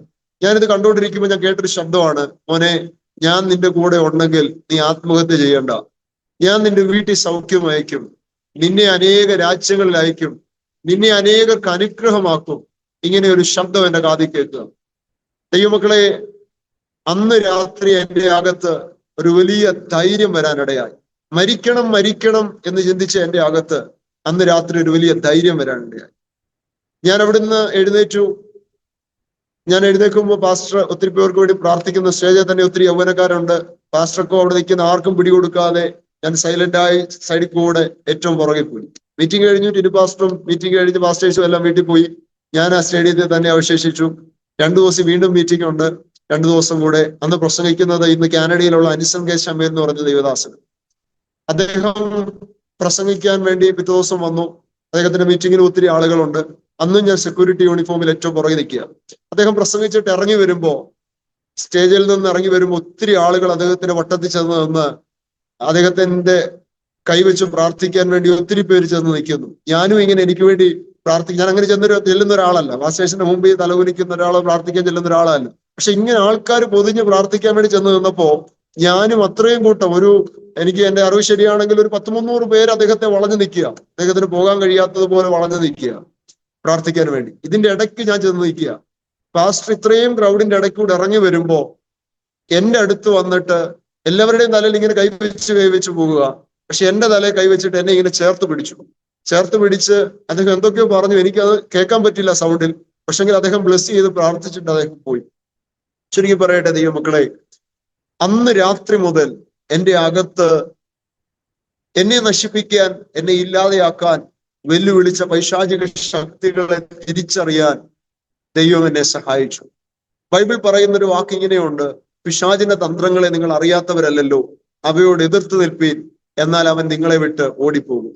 ദൈവമക്കളെ, അന്ന് രാത്രി എനിക്ക് കർത്താവ് എന്നെ സ്നേഹിക്കുമെന്നും കർത്താവ് എന്നെ വിടുവിക്കുമെന്നും കർത്താവ് എന്റെ ജീവിതത്തിൽ അത്ഭുതം ചെയ്യുമെന്നും വാക്കുകളിലൂടെ കർത്താവ് എനിക്ക് വാക്ക് തന്നു, ഉറപ്പ് തന്നു, വാക്തത്വം തന്നു.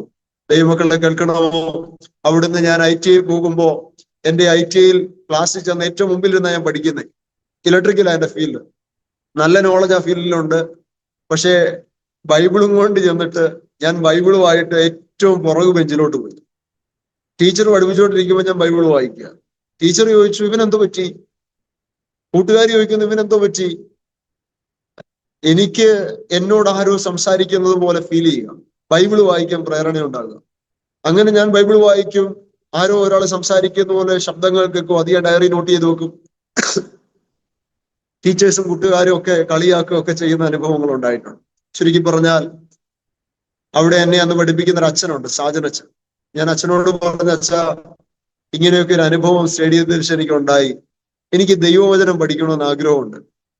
എന്റെ പപ്പ 21 വർഷത്തിന് പുറകെ ബൈബിൾ കോളേജിൽ നിന്ന് തിരിച്ചു പോകാതിരുന്ന ഒരാളാണ്. പക്ഷെ 21 വർഷത്തിന് ശേഷം എന്റെ അകത്ത് ദൈവം ആഗ്രഹം തരികയാണ് ദൈവവചനം പഠിക്കാൻ. ഞാൻ ഈ അച്ഛനോട് പറയുമ്പോൾ അച്ഛൻ എന്നോട് പറഞ്ഞു, മോനെ, 27 വർഷമായി ITI തുടങ്ങിയിട്ട്. ഈ ITI ആൾക്കാർ പഠിച്ച് ജോലിക്ക് പോയിട്ടുണ്ട്, പക്ഷേ സെമിനാരിയിലോട്ട് ആരും പോയിട്ടില്ല. അങ്ങനെയാണ് നിന്റെ ആഗ്രഹമെങ്കിൽ നല്ലതാണ്, സെമിനാരി പോയി പഠിക്കുക, ദൈവവചനം പഠിക്കുക, ദൈവത്തിന് വേണ്ടി നിൽക്കുന്നു പറഞ്ഞു. ഞാൻ പറഞ്ഞു, പ്രിൻസിപ്പൾ എന്റെ സർട്ടിഫിക്കറ്റ് തരത്തില്ല എന്ന് പറഞ്ഞു. അപ്പൊ എന്നോട് പറഞ്ഞു, മോനൊരു കാര്യം ചെയ്യും, 1/2 മണിക്കൂർ കഴിയുമ്പോൾ ഓഫീസിലോട്ട് പോവാ, ഞാനും അങ്ങോട്ട് വരാമെന്ന് പറഞ്ഞു. അങ്ങനെ അച്ഛൻ വന്ന് പ്രിൻസിപ്പളിനോട് സംസാരിച്ച് എന്റെ സർട്ടിഫിക്കറ്റ് മേടിച്ച് തന്നു.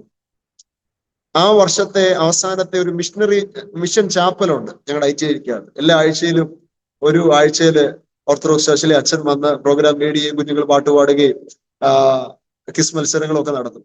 അപ്പോ ആ അവസാനത്തെ ആഴ്ചത്തെ മീറ്റിങ്ങിനകത്ത് ഞങ്ങളെല്ലാം ചെന്നിരിക്കുമ്പോ അച്ഛൻ ചോദിക്കുന്നു, നമ്മുടെ ഈ വർഷം തീരുകയാണ്, ഒരു ആഴ്ച മീറ്റിംഗ് കൂടെ നമുക്ക് നടത്തണം, അവസാനത്തെ ഈ വർഷത്തെ മീറ്റിംഗാ, നിങ്ങൾക്കൊക്കെ പ്രോഗ്രാംസ് അവതരിപ്പിക്കാം, ആരൊക്കെയാണ് എന്തൊക്കെ പ്രോഗ്രാമാണ് ചെയ്യുന്നത് എന്ന് ചോദിക്കുമ്പോൾ എന്റെ കാതിൽ ദൈവം പറയുകയാണ്, നീ പ്രസംഗിക്കാമെന്ന് പറയാൻ. ഞാൻ ആരുടെയും മുമ്പിൽ ഒന്നും പ്രസംഗിച്ചിട്ടില്ല. എന്റെ കൂട്ടുകാരോട് ഒരു വാക്ക് പറഞ്ഞാൽ ഞാൻ വിറയ്ക്കും. അങ്ങനെ എന്നോട് ദൈവം പറയുക, പ്രസംഗിക്കാമെന്ന് പറയാൻ പറഞ്ഞു. ഞാൻ അച്ഛനോട് പറഞ്ഞു, അച്ഛൻ ഞാൻ അടുത്ത ആഴ്ച പ്രസംഗിക്കാന്ന് പറഞ്ഞു. അച്ഛനും ചിരിച്ചു, കൂട്ടുകാരും ചിരിച്ചു. കൂട്ടുകാർ എന്നിട്ട് ക്ലാസ്സിൽ ചെന്നിട്ട് പറഞ്ഞു, സാമാണ് അടുത്ത ആഴ്ച പ്രസംഗിക്കുന്നേ, നിങ്ങൾ എല്ലാവരും വരണം. ആ ചാപ്പലിൽ വരുന്നത് ക്രിസ്തീയ കുഞ്ഞുങ്ങൾ മാത്രമാണ്.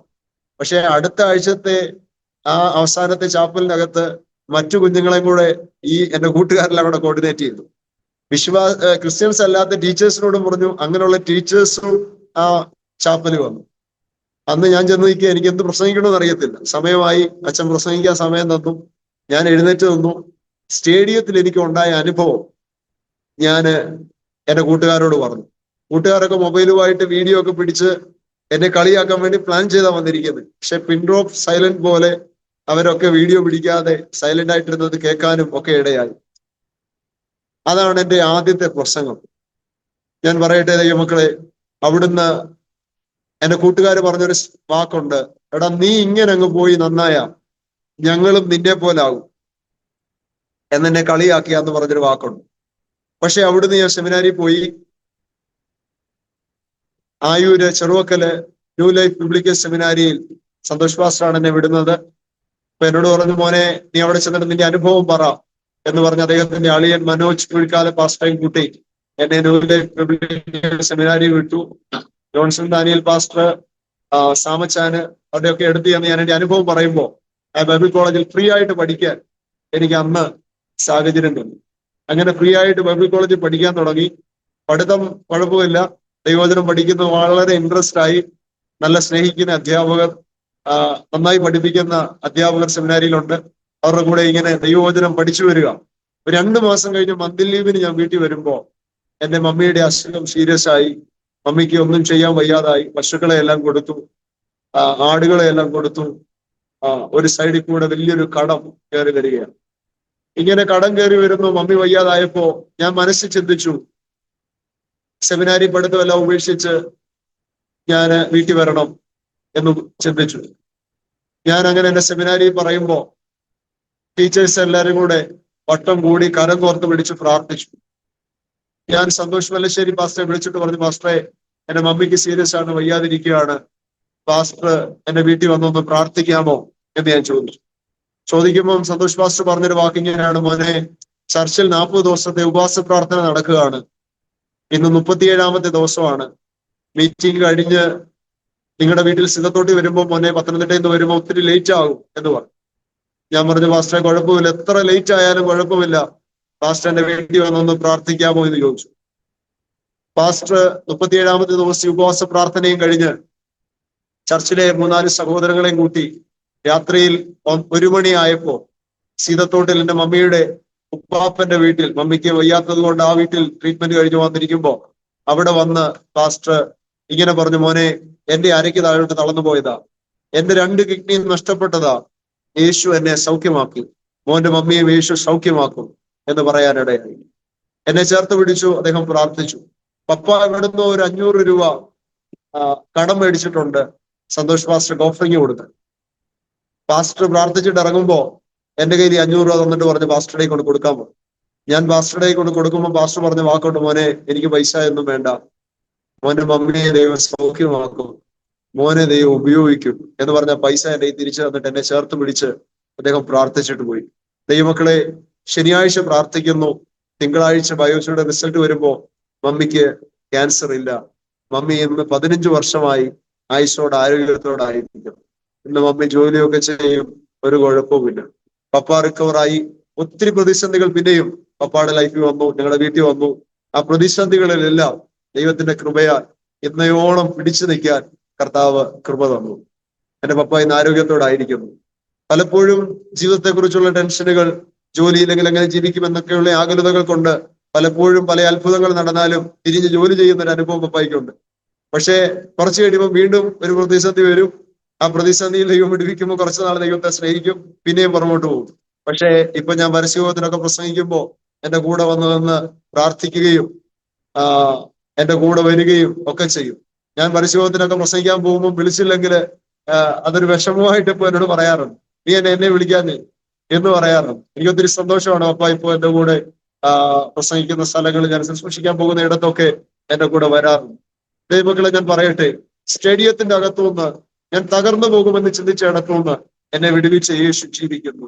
ബൈബിൾ പറയുന്ന ഒരു വാക്ക് ഇങ്ങനെയാണ്, അഗതിയെ കുപ്പയിൽ നിന്ന് ഉയർത്തി പ്രഭുക്കന്മാരോടുകൂടെ പന്തിക്കിരുത്തും. എന്റെ അനുഭവമാണ് ആ വാക്യം. ഞാൻ പലയിടത്തും പ്രസംഗവേദിയിൽ ഇത് പറയാറുണ്ട്. ഒരു സാധ്യതയും ഇല്ല എന്ന് പറഞ്ഞ ഇടത്ത്, ഇനിയും ജീവിതമില്ല എന്ന് പറഞ്ഞ ഇടത്ത് കർത്താവിന്റെ ജീവിതത്തിലേക്ക് വരാനിടയായി. യേശു വന്നത് ജീവൻ നൽകാനാണ്, സമൃദ്ധിയായ ജീവൻ നൽകാനാണെന്ന് ദൈവവചനം നമ്മളെ പഠിപ്പിക്കുന്നു. എന്റെ അകത്തേക്ക്, എന്റെ നിരാശ നിറഞ്ഞ ജീവിതത്തിന്റെ അകത്തേക്ക്, എന്റെ പ്രതിസന്ധി നിറഞ്ഞ ജീവിതത്തിന്റെ അകത്തേക്ക് ദൈവം ഉപയോഗിക്കുന്ന ദൈവദാസന്മാർ മുഖാന്തരം എന്റെ കർത്താവിന്റെ അകത്തേക്ക് വന്നു. സത്യവചനം എന്റെ അകത്തേക്ക് വന്നു.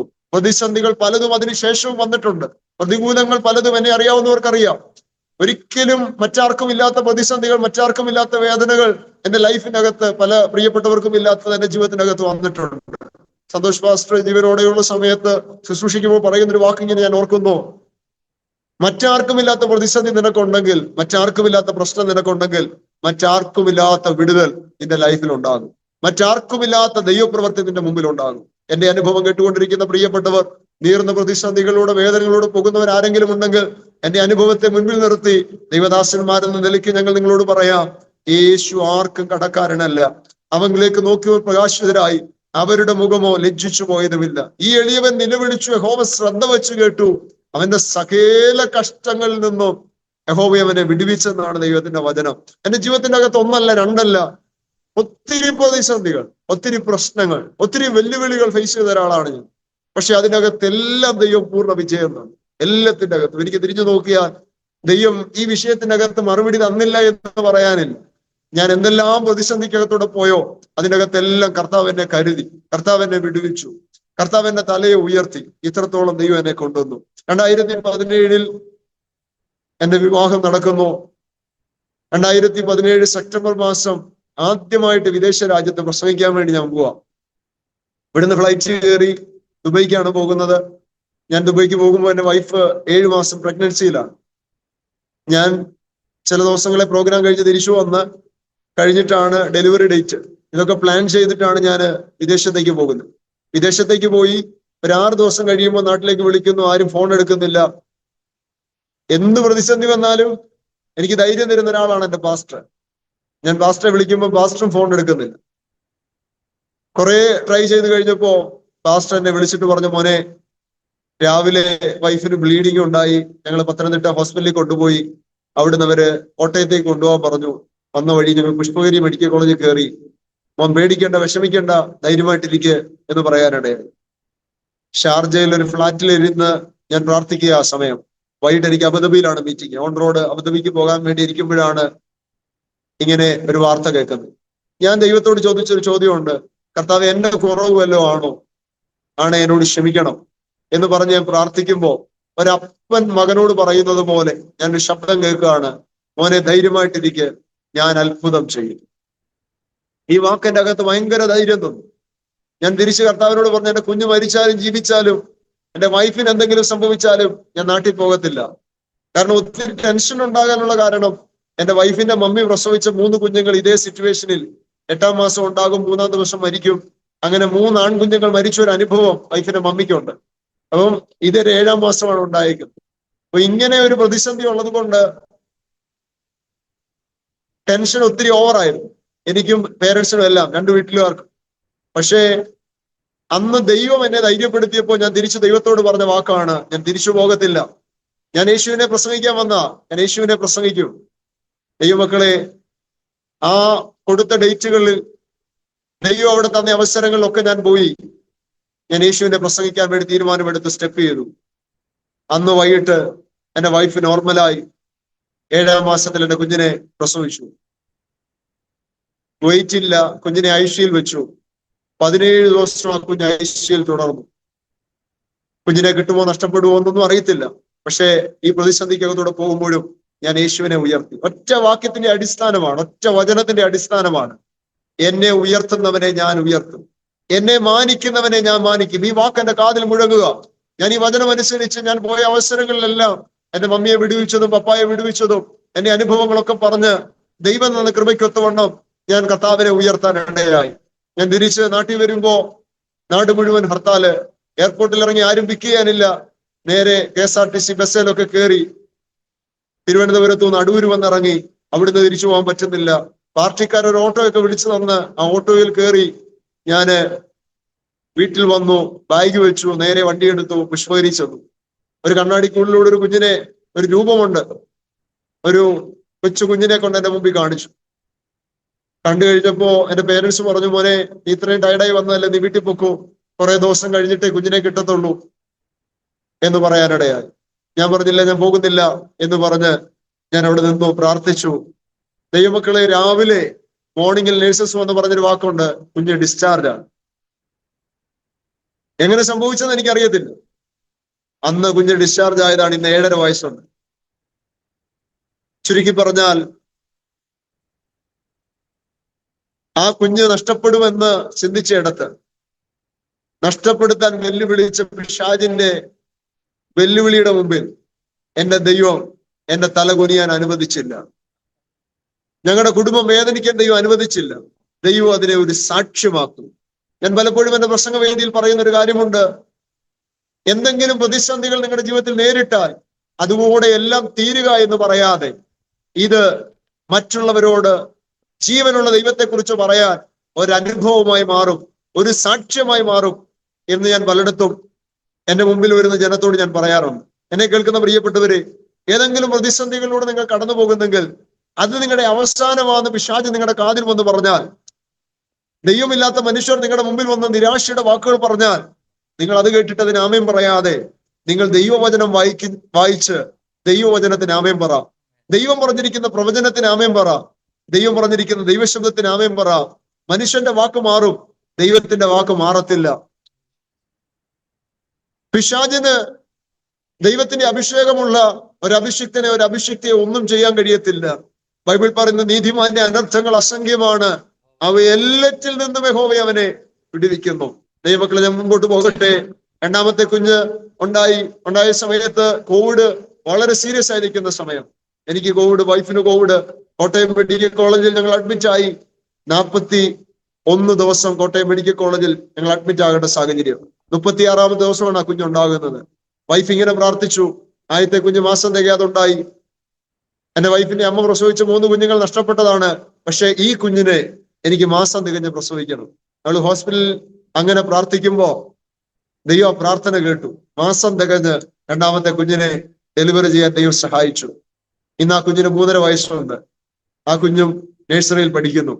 ദൈവമക്കളെ, ഞാൻ പറയട്ടെ, ജീവിതത്തിൽ വന്ന പ്രതികൂലങ്ങൾ, പ്രതിസന്ധികൾ വലുതായിരുന്നെങ്കിലും അതിനേക്കാൾ വലുപ്പത്തിൽ ദൈവത്തിന്റെ മഹത്വത്തെ കാണാൻ കർത്താവ് എനിക്ക് അവസരം തന്നു.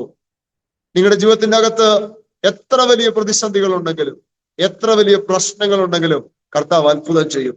അനേക രാജ്യങ്ങളിൽ പോകുവാൻ, യേശുവിനെ ഉയർത്തുവാൻ ദൈവം അവസരം തന്നു. ചില സഭകൾ സ്ഥാപിക്കുവാൻ, ചിലരെ സ്നാനപ്പെടുത്തുവാൻ, അനേകരെ രക്ഷയിലേക്ക് നയിക്കുവാൻ, അനേകരെ സ്നാനത്തിലേക്ക് നയിക്കുവാൻ ഒക്കെ ദൈവം അവസരം തന്നു. നന്ദിയോടെ ഞാൻ ഓർക്കുകയാണ്. പലപ്പോഴും ഞാൻ പരസ്യങ്ങളിൽ പ്രസംഗിക്കുമ്പോൾ ആവേശത്തോടെ ഞാൻ പ്രസംഗിക്കാറുണ്ട്. കാരണം മറ്റൊന്നുമല്ല, എന്നെ ഉയർത്തിയത്, എന്നെ വിടുവിച്ചത് എന്റെ യേശുവാണ്. എനിക്ക് വേണ്ടി ജീവൻ തന്നത് എന്റെ യേശുവാണ്. എന്റെ വിടുതലുകൾക്ക് മുഖാന്തരമായത് എന്റെ യേശുവാണ്. അതുകൊണ്ട് എത്രമാത്രം യേശുവിനെ പ്രസംഗിക്കാമോ അത്രമാത്രം ഞാൻ യേശുവിനെ പ്രസംഗിക്കാൻ സമർപ്പണമുള്ളവരും ആഗ്രഹിക്കുന്നവനും ഒരുക്കമുള്ളവരുമാണ്. അതുകൊണ്ട് ചിലയിടങ്ങളിലൊക്കെ പ്രസംഗിക്കാൻ ചെല്ലുമ്പോ ചില ആളുകൾ വൈരാഗ്യബുദ്ധിയോടെ വരാറുണ്ട്. ഞങ്ങളെ ഒന്ന് ഇല്ലാതെയാക്കണമെന്ന ആഗ്രഹത്തോടെ വരുന്ന ആളുകളെ ഞങ്ങൾ കണ്ടിട്ടുണ്ട്, മുഷ്ടി ഉരുട്ടിക്കൊണ്ട് വരുന്ന ആളുകളെ. പക്ഷെ അങ്ങനെ വരുന്ന ഇടത്താണ് ഞങ്ങളുടെ പ്രസംഗം ഇച്ചിരൂടെ ബലത്തോടെ പ്രസംഗിക്കാൻ ദൈവം സഹായിച്ചിട്ടുള്ളത്. പ്രതികൂലം എവിടെ കൂടിയിട്ടുണ്ടോ, പ്രശ്നങ്ങൾ എവിടെ കൂടിയിട്ടുണ്ടോ അവിടെയാണ് കർത്താവ് ശക്തമായിട്ട് ഉപയോഗിച്ചിട്ടുള്ളത്. അതുകൊണ്ട് കർത്താവിന്റെ വേല നിമിത്തം ഏതെങ്കിലും സ്റ്റേറ്റുകളിലോ ഏതെങ്കിലും രാജ്യങ്ങളിലോ പ്രതിസന്ധികളിലൂടെ പോകുന്നവരായാണോ നിങ്ങളിൽ ചിലർ? ഞാൻ നിങ്ങളെ നോക്കി വിളിച്ചു പറയാം, പ്രതിസന്ധികൾ നിങ്ങളെ ഇല്ലായ്മ ചെയ്യാനല്ല, ദൈവത്തിന്റെ മഹത്വം വെളിപ്പെടാൻ വേണ്ടിയാണ്. കർത്താവിന്റെ വചനത്തിനകത്ത് ഇങ്ങനെ ഒരു വാക്യമുണ്ട്, കാനാവിലെ കല്യാണത്തിന് പച്ചവെള്ളത്തെ വീഞ്ഞാക്കി തന്റെ മഹത്വത്തെ വെളിപ്പെടുത്തിയെന്നാണ്. അങ്ങനെയെങ്കിൽ പ്രതിസന്ധി ആ വീടിനകത്ത് വന്നത് യേശു അവിടെ ഇല്ലായിരുന്നെങ്കിൽ, യേശു അത്ഭുതം അവിടെ ചെയ്തില്ലായിരുന്നെങ്കിൽ ഒരിക്കലും ആ വീടിനെ നിന്ന് മാറത്തില്ലായിരുന്നു. ആ നിന്ദിക്കപ്പെടുന്ന സാഹചര്യത്തിൽ അവരുടെ തല ഉയരത്തില്ലായിരുന്നു. ഇന്ന് പകലിൽ എന്റെ അനുഭവത്തോടെ വചനം കൂട്ടി ഞാൻ പറയട്ടെ, എന്റെ പ്രതിസന്ധിക്കകത്ത് യേശു വന്നില്ലായിരുന്നെങ്കിൽ, എന്റെ ജീവിതത്തിന്റെ അകത്ത് യേശു വന്നില്ലായിരുന്നെങ്കിൽ, എന്റെയോ എന്റെ പേരൻസിന്റെയോ നീറുന്ന അനുഭവങ്ങൾ എന്നെ യേശു കണ്ടില്ലായിരുന്നെങ്കിൽ, ഡോക്ടർമാർക്കോ വൈദ്യന്മാർക്കോ ലോകത്തിലെ ജ്ഞാനികൾക്കോ കുടുംബക്കാർക്കോ രക്തബന്ധങ്ങൾക്കോ സുഹൃത്തുക്കൾക്കോ ഒന്നും പരിഹരിക്കാൻ കഴിയുന്ന വിഷയങ്ങളല്ലായിരുന്നു എന്റെ ലൈഫിൽ ഉണ്ടായിരുന്നത്.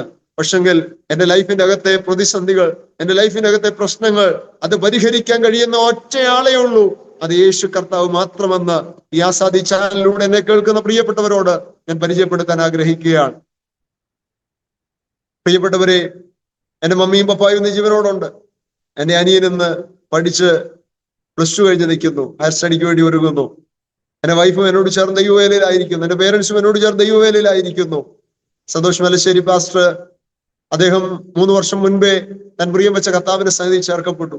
14 വർഷം പാസ്റ്റർ കൂടെ ഒരു അസോസിയേറ്റ് പാസ്റ്റർ ആയിരിക്കാൻ കർത്താവ് അവസരം തന്നു.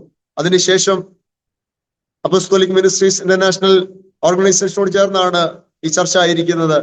ഈ ചർച്ചിന്റെ മെയിൻ ശുശ്രൂഷകനായി കഴിഞ്ഞ 3 വർഷമായിരിക്കാൻ കർത്താവ് അവസരം തന്നു. കഴിഞ്ഞ 1 മാസം പുറകിൽ സന്തോഷ് പാസ്റ്ററുടെ മകൻ പാസ്റ്റർ മരണശേഷം ശുശ്രൂഷയ്ക്ക് വേണ്ടി സമർപ്പിച്ചു. അദ്ദേഹം കഴിഞ്ഞ 1 മാസം മുൻപേ ചർച്ചിന്റെ ചുമതല ഏറ്റെടുത്തു. മിനിസ്ട്രി എന്നെ ഒരു അപ്പോസ്തോലിക ദൗത്യത്തിനായി രാജ്യങ്ങൾ വിസിറ്റ് ചെയ്യുവാൻ, സ്റ്റേറ്റുകൾ വിസിറ്റ് ചെയ്യുവാൻ, സഭകളില്ലാത്ത സ്ഥലങ്ങൾ, പ്രവർത്തനങ്ങൾ, യേശുവിനെ കുറിച്ച് കേട്ടിട്ടില്ലാത്ത, സുവിശേഷം എത്തിയിട്ടില്ലാത്ത ഓരോ ഓർഗനൈസേഷന്റെയും ചർച്ചകളില്ലാത്ത സ്ഥലങ്ങളിൽ സഭകൾ സ്ഥാപിക്കുന്ന ഒരു ദൗത്യത്തിന് വേണ്ടി എന്നെ പ്രാർത്ഥിച്ച് കഴിഞ്ഞ മാസം ഓർഡൈൻ ചെയ്യാനിടയായി. അങ്ങനെ ഞാൻ ബോംബെയിൽ ചില ദിവസങ്ങൾ 3-4 ദിവസം കഴിഞ്ഞ ദിവസം യാത്ര ചെയ്തു. തമിഴ്നാട്ടിൽ നാമക്കൽ എന്ന് പറയുന്ന സ്ഥലത്ത് നമുക്ക് പത്തനംതിട്ട ചർച്ചിന്റെ ഔട്ട് സ്റ്റേഷൻ വർക്കുകളുണ്ട്. അവിടെ വിസിറ്റ് ചെയ്യാനിടയായി. ഒരിടത്ത് ചർച്ചിന്റെ പണി കഴിഞ്ഞു, ഒരിടത്ത് ചർച്ചിന്റെ വർക്കുകൾ നടന്നുകൊണ്ടിരിക്കുന്നു. സൗദി അറേബ്യയിൽ കഴിഞ്ഞ ദിവസം പോകാനിടയായി. അവിടെയും എനിക്ക് പബ്ലിക്കിൽ കൂടെ പറയാൻ കഴിയാത്ത തരത്തിലുള്ള അനുഭവങ്ങൾ. ദൈവം അവിടെ കർത്താവിന്റെ വേല നിമിത്തം ചിലരെ ദൈവം തൊടുന്നത് കാണാൻ, ചിലരെ ദൈവം രക്ഷയിലേക്ക് നയിക്കുന്നത് കാണാൻ, ദൈവം വിടുവിക്കുന്നത് കാണാൻ ദൈവം അവസരം തന്നു. എന്നെ കേൾക്കുന്ന പ്രിയപ്പെട്ടവരെ, ദൈവം നിങ്ങളെ സ്നേഹിക്കുന്നു. ദൈവം നിങ്ങളുടെ കുടുംബത്തെ സ്നേഹിക്കുന്നു. ദൈവം നിങ്ങളുടെ ആയുസ്സിൽ നിങ്ങളിലൂടെ തന്റെ മഹത്വം വെളിപ്പെടുത്താൻ നൂറുകണക്കിന്, ആയിരക്കണക്കിന്, ലക്ഷക്കണക്കിന് ആളുകളെ എന്നെ വിടുവിച്ച ദൈവം നിങ്ങളെയും വിടുവിച്ച് ഉപയോഗിക്കാൻ ആഗ്രഹിക്കുന്നു. ആർ സമർപ്പിക്കും? ആർ കർത്താവിനെ സ്നേഹിക്കും? പത്രോസിനോട് കർത്താവ് ചോദിച്ചൊരു ചോദ്യമുണ്ട്, ഇവരിൽ അധികമായി നീ എന്നെ സ്നേഹിക്കുന്നു? എന്നെ കേട്ടുകൊണ്ടിരിക്കുന്ന പ്രിയപ്പെട്ടവരെ, ദൈവത്തെ നാം സ്നേഹിച്ചാൽ, ദൈവവചനത്തെ നാം അനുസരിച്ചാൽ, ദൈവം പറയുന്നത് പോലെ നമ്മുടെ ജീവിതത്തെ നമ്മളൊന്ന് ചിട്ടപ്പെടുത്തിയാൽ ഒരിക്കലും നമ്മുടെ ജീവിതത്തിനകത്ത് പരാജയം വരത്തില്ല എന്നതിന് ഞാൻ തെളിവാണ്. എന്റെ അനുഭവം നിങ്ങളെ കർത്താവ് ചൂണ്ടിക്കാണിക്കുകയാണ്. ഇങ്ങനെ അവസരം തന്ന ഫിന്നി പാസ്റ്ററോട് നന്ദി പറയുന്നു. ഒത്തിരി സന്തോഷമാണ് ഫിന്നി പാസ്റ്ററുടെ അനുഭവങ്ങൾ ഈ ആസാദി ചാനലിലൂടെ ഞാൻ പലപ്പോഴും കേൾക്കാറുണ്ട്. എന്നെ ഒത്തിരി ഒത്തിരി അനുഭവങ്ങൾ ഞാൻ പലപ്പോഴും കേട്ടിട്ടുണ്ട്. പല ദൈവദാസന്മാരുടെ അനുഭവങ്ങൾ, അവർ കടന്നു പോകുന്ന സാഹചര്യങ്ങൾ, എന്നേക്കാൾ അഴിവേറിയ അനുഭവങ്ങളിലൂടെ കടന്നുപോയ ഞാൻ സാക്ഷ്യങ്ങൾ കേട്ടിട്ടുണ്ട്. പക്ഷെ അതൊക്കെ കേൾക്കുമ്പോൾ ചിലപ്പോൾ നീറിയിരിക്കുന്ന സമയമായിരിക്കും, പ്രയാസപ്പെട്ടിരിക്കുന്ന സമയമായിരിക്കും. പക്ഷെ അത് കേൾക്കുമ്പോൾ ഭയങ്കര ധൈര്യമാണ്. വീണ്ടും ആവേശത്തോടെ ദൈവത്തിന് വേണ്ടി പോകാൻ പലപ്പോഴും ഈ ആസാദി ചാനലിലെ വീഡിയോസ്, ദൈവദാസന്മാരുടെ അനുഭവങ്ങൾ, ദൈവമക്കളുടെ അനുഭവങ്ങൾ എന്റെ ജീവിതത്തിൽ അനുഗ്രഹമായി തീർന്നിട്ടുണ്ട്. ഞാനും പലപ്പോഴും ആഗ്രഹിച്ചിട്ടുണ്ട് ഇങ്ങനെ ഒരു വേദിയിൽ കർത്താവിനെ സാക്ഷീകരിപ്പാൻ. എന്നാൽ ഈ സമയത്ത് ഇങ്ങനൊരു കൂട്ടായ്മ, ഇങ്ങനൊരു അവസരം തന്ന കർത്താവിന്റെ ദാസനോട്, മിനിസ്ട്രിയോട്, ആസാദി ചാനലിലെ പ്രേക്ഷകരോട് ഹൃദയം നിറഞ്ഞ നന്ദിയ സ്നേഹം അറിയിക്കുന്നു. ദൈവം നിങ്ങളെല്ലാവരെയും ധാരാളമായിട്ട് അനുഗ്രഹിക്കുവാനാകട്ടെ. God bless. Thank you pastor, ജീവിതാനുഭവങ്ങളെ പങ്കുവെച്ചതിന്. ദൈവം സാഹചര്യങ്ങളെ മാറ്റുന്നവനാണ്. ദൈവം പരിസ്ഥിതിയെ, നമ്മുടെ സിറ്റുവേഷനെ മാറ്റുന്നവനാ കർത്താവ്. അവസ്ഥകളെ മാറ്റുന്നവനാ കർത്താവ്. കുടുംബത്തിൻ്റെ അകത്ത് ദൈവത്തിൻ്റെ അത്ഭുത സൗഖ്യമടങ്ങി. ജീവിത സാഹചര്യങ്ങളിൽ ദൈവത്തിൻ്റെ പ്രവൃത്തി വെളിപ്പെട്ടു. ജീവിത സമരമായിരുന്നു അല്ലേ? ഒരു ഭാഗത്ത് സെക്യൂരിറ്റി ജീവനക്കാരനായിട്ട് ജോലി ചെയ്യുന്നു, മറുഭാഗത്ത് പഠിക്കുന്നു. നമ്മളെപ്പോലെ സ്ട്രഗിൾ ചെയ്യുന്ന എത്രയോ ചെറുപ്പക്കാർ ഇന്നും കാണും അല്ലേ പാസ്റ്ററെ? എനിക്ക് വ്യക്തിപരമായിട്ട് ചിലരൊക്കെ എന്നെ വിളിച്ച് അവരുടെ അനുഭവങ്ങൾ സംസാരിക്കുമ്പോൾ, പ്രത്യേകിച്ച് ഈ ആസാദി ചാനലൊക്കെ കണ്ടിട്ട്, കർത്താവ് ഇങ്ങനെ നിങ്ങളെപ്പോലെ ഉയർത്തിയ, പുറത്തു കൊണ്ടുവന്ന, കർത്താവ് ഇന്ന് ഉപയോഗിക്കുന്നവരുടെ സാക്ഷ്യങ്ങൾ കേൾക്കുമ്പോൾ ചില ഒരു കാര്യം എന്ന് പറയുന്നത്, ഈ ഞാൻ എന്ത് പ്രതിസന്ധിക്കകത്തൂടെ പോയിട്ടുണ്ടോ, ഇപ്പൊ എന്നെ കണക്ട് ചെയ്യുന്ന ആളുകൾ അങ്ങനെ നേറിയ അനുഭവങ്ങളിൽ ഇരിക്കുന്നവരാണ്. രോഗികൾ, ക്യാൻസർ രോഗമായിട്ടിരിക്കുന്നവർ, പ്രതിസന്ധിയിൽ ഇരിക്കുന്നവർ, നിരാശകളോടെ പോകുന്നവർ, ആത്മഹത്യയുടെ വക്കിലിരിക്കുന്നവർ, ഞാൻ കൗൺസിൽ ചെയ്യുന്നവർ, സംസാരിക്കുന്നവരൊക്കെ. അപ്പൊ ഞാൻ ഓർക്കാറുണ്ട്, ഇങ്ങനെ ഒരു അനുഭവത്തിൽ കൂടെ പോയിട്ടില്ലെങ്കിൽ എനിക്ക് ഇവരെ ധൈര്യപ്പെടുത്താൻ പറ്റത്തില്ല. ഞാൻ പലരോടും പറയാറുണ്ട്, അവരെന്നോട് പ്രശ്നങ്ങൾ പറഞ്ഞു വരുമ്പോൾ തന്നെ ഞാൻ പറയും, ഈ അനുഭവം എനിക്കറിയാം, നിങ്ങൾ പോകുന്ന പെയിൻ എനിക്കറിയാം. പക്ഷെ ആ അനുഭവത്തിൽ കൂടെ എന്നെ കടത്തിവിട്ടില്ലായിരുന്നെങ്കിൽ എനിക്ക് ഇവരുടെ പെയിൻ മനസ്സിലാക്കണമെന്നില്ല. ഞാൻ അവർക്ക് വേണ്ടി സമയം സ്പെൻഡ് ചെയ്യുകയോ, അവരെ കൗൺസിൽ ചെയ്യുകയോ, അവർക്ക് വേണ്ടി പ്രാർത്ഥിക്കാൻ ഇരിക്കണമെന്നില്ല. പക്ഷെ എന്റെ അനുഭവങ്ങൾ എനിക്ക് അറിയാവുന്നത് കൊണ്ട് ഞാൻ നിറഞ്ഞ മനസ്സോടെ അവർക്ക് വേണ്ടി പ്രാർത്ഥിക്കാറുണ്ട്. എന്റെ കൂട്ടുകാര് കളിയാക്കി പറഞ്ഞെന്ന് പറഞ്ഞില്ലേ പാസ്റ്ററെ, നീ ഇങ്ങനെ പോയാ ഞങ്ങളും നിന്നെ പോലെ ആകുമെന്ന്. എന്റെ കൂട്ടുകാര് ചിലര് അന്ന് അവര് പഠിച്ച് ഞാൻ കംപ്ലീറ്റ് ആകുന്നതിന് മുമ്പേ സെമിനാരിൽ പോയി. കംപ്ലീറ്റ് ചെയ്തിട്ട് ചിലർ ജോലിക്ക് വേണ്ടി വിദേശ രാജ്യത്ത് പോയി. ഞാൻ അവിടെ ചെല്ലുമ്പോൾ അവരെ കാണാനും അവരോട് സുവിശേഷം പറയാനും ചിലർ രക്ഷിക്കപ്പെടാനും ഒക്കെ ദൈവം പോകാൻ നിർത്തുന്നത്. എന്റെ കൂടെ പഠിച്ച കൂട്ടുകാര് ജോലി ചെയ്തിടത്തുനിന്ന് ജോലി ഉപേക്ഷിച്ച് നാട്ടിൽ വന്ന് സെമിനാരിൽ പഠിച്ച് ഇപ്പം ദൈവവേലയ്ക്ക് വേണ്ടി ഇറങ്ങിയ ഒരാളാണ്. എന്നെ കളിയാക്കിയതിൽ മെയിൻ നിന്ന ഒരാളാണ്. അദ്ദേഹം വർത്തമാന കുടുംബത്തിൽ നിന്ന് അദ്ദേഹം വിശ്വാസത്തിൽ വന്ന് അദ്ദേഹം ബൈബിൾ കോളേജിൽ പഠിച്ചപ്പോൾ നന്നായി പ്രസംഗിക്കുന്ന ഒരു ദൈവദാസൻ. അങ്ങനെ ചില പ്രിയപ്പെട്ടവർ, കൂട്ടുകാരൊക്കെ പലരും സ്നാനപ്പെട്ടു, രക്ഷിക്കപ്പെട്ടു. പലരും വിളിക്കാറുണ്ട്, പ്രാർത്ഥിക്കാറുണ്ട്. ഓക്കെ, ദൈവത്തിന് സ്തോത്രം. അതെ പാസ്റ്ററെ, ഞാൻ പറഞ്ഞു വന്നത് പാസ്റ്ററെ, നമ്മൾ അനേക ദൈവദാസന്മാരുടെ സാക്ഷ്യം കേട്ടിട്ടുണ്ട്. വളരെ തകർന്ന ജീവിതത്തെ ഇന്ന് ദൈവം അത്ഭുതമാക്കി മാറ്റിയ, ദൈവം കരങ്ങളിൽ പണിതെടുത്ത അനുഭവങ്ങൾ നമ്മൾ കേട്ടിട്ടുണ്ട്. അപ്പോൾ ഇങ്ങനെയുള്ള സാക്ഷ്യങ്ങൾ കേൾക്കുമ്പോൾ ചില ചെറുപ്പക്കാർ വിളിച്ചു പറഞ്ഞ ജീവിതാനുഭവങ്ങൾ, അവരിന്ന് കടന്നു പോകുന്ന സിറ്റുവേഷൻ, അവരുടെ ലൈഫ് സ്റ്റോറിയൊക്കെ നമ്മൾ കേട്ട് കഴിഞ്ഞാൽ നമുക്കറിയാം ഒരു വലിയ ടെസ്റ്റ് മണി ദൈവം ഉണ്ടാക്കിക്കൊണ്ടിരിക്കുക. അടുത്ത ലെവലിലേക്ക് അവർ വന്നില്ല. അവരുടെ ജീവിതത്തെ ദൈവം ഒരു പ്രോസസ്സിലൂടെ ഇങ്ങനെ വിട്ടുകൊണ്ടിരിക്കുക. അങ്ങനെ പാസ്റ്റർ പറഞ്ഞ അനുഭവങ്ങളിലൂടെ പോകുന്ന എത്രയോ ചെറുപ്പക്കാർ ഇന്നൊരു പക്ഷേ ഈ വീഡിയോ കാണുന്നുണ്ടാകും. ജീവിതത്തിൽ സമരം ചെയ്യുന്ന, യുദ്ധം ചെയ്യുന്ന, ഞാൻ പട്ടിണി കടന്ന നിരാശപ്പെട്ട അതേ പട്ടണത്തിൽ തന്നെ ദൈവം എന്നെ ഇത്രത്തോളം കൊണ്ടുവന്നു. എന്നെ അറിയാവുന്ന മുനിസിപ്പാലിറ്റിക്കാരുണ്ട്, പോലീസുകാരുണ്ട്, കൂടെ പഠിച്ച കൂട്ടുകാരുണ്ട്. ഇവിടുത്തെ നമ്മുടെ ചർച്ച മീറ്റിംഗ് ഒക്കെ കഴിഞ്ഞ് ഇവിടുത്തെ വലിയ ഹോട്ടലിൽ കൊണ്ട് പാസ് സ്റ്റേഷനൊക്കെ ഫുഡ് മേടിച്ചു കൊടുക്കാൻ ചെല്ലുമ്പോൾ ഞാൻ ആ ഹോട്ടലിൽ ഇരുന്നുകൊണ്ട് പാസ് സ്റ്റേഷനോട് ഞാൻ പറയാറുണ്ട്, ഞാൻ ഈ പട്ടണത്തിൽ 3 ദോശയ്ക്ക് തികച്ച് പൈസ കൊടുക്കാൻ പറ്റാതെ കടം പറഞ്ഞ ഒരാളാണ്. പക്ഷെ അതേ പട്ടണത്തിൽ തന്നെ ദൈവം പലരെയും ആഹാരം മേടിച്ചു കൊടുക്കാനും ഒക്കെ ദൈവം ഉപയോഗിച്ചിട്ടുണ്ട്. പല കാര്യങ്ങൾ ചെയ്യാൻ ദൈവം എന്നെ ഉപയോഗിച്ചിട്ടുണ്ട്. അപ്പോ ഒത്തിരി പേരുടെ മുമ്പിൽ ദൈവം തല ഉയർത്തി. ജീവനുള്ളൊരു ദൈവമുണ്ട്. കാരണം നമ്മൾ പ്രസംഗിക്കുന്ന യേശു മരിച്ചവനായിരുന്നു, പക്ഷെ ഇന്നവൻ ജീവിക്കുന്നു എന്ന് പറയാൻ വാക്ക് പറഞ്ഞാൽ പോരല്ലോ.